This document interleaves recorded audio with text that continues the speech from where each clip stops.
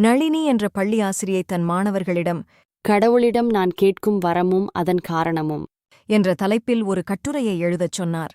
மாணவர்கள் சமர்ப்பித்த கட்டுரைகளில் ஒரு கட்டுரை மட்டும் நளினியை நெகிழ வைத்தது.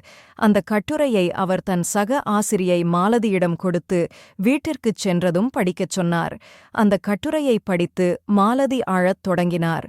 அப்போது தற்செயலாக அறைக்குள் வந்த அவருடைய கணவர், "ஏன் அழுகிறாய்?"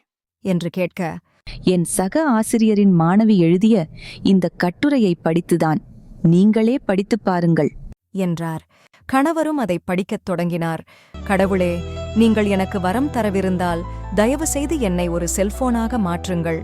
என் குடும்பத்திற்கு நான் முக்கியமானவளாக மாற வேண்டும்.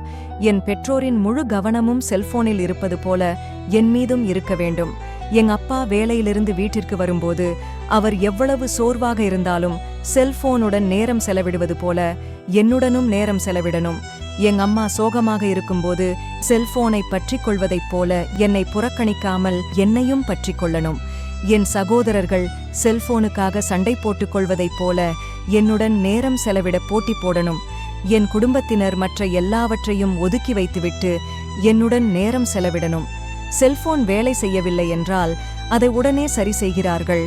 அதேபோல நான் சோர்வாக இருந்தால் என்னையும் உடனே கவனிக்க வேண்டும். மொத்தத்தில் என்னை சுற்றியுள்ள அனைவரையும் நான் சந்தோஷமாக வைத்திருக்க வேண்டும். கடவுளே, நான் எதையும் அதிகமாக கேட்கவில்லை. என்னை செல்போனாக மாற்றுங்கள் போதும்.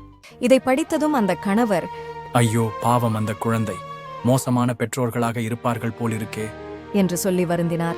மாலதி அவரை பார்த்து, இந்த கட்டுரையை எழுதியதே நமது மகள்தான் என்றார். குழந்தைகள் நம் அன்பை உணரணுமே தவிர அதற்காக ஏங்கக்கூடாது. போராளி ஜெஸ்ஸி ஜாக்சனின் கூற்றோடு இந்த கதையை முடிக்கிறேன். Your children need your presence more than your presence. நன்றி. மீண்டும் அடுத்த வீடியோவில் சந்திப்போம்.